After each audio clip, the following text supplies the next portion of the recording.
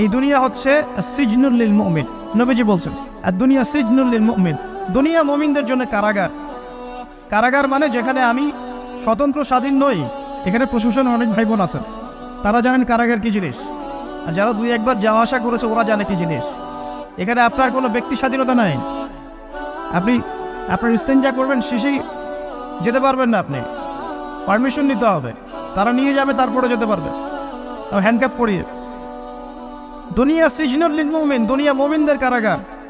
এখানে আপনি খেতে পারবেন না, খাবার আসবে তারপর খাবেন। ঘুমাতে পারবেন না, যখন ঘুমানোর আদেশ দিবে তখন ঘুমাতে পারবেন।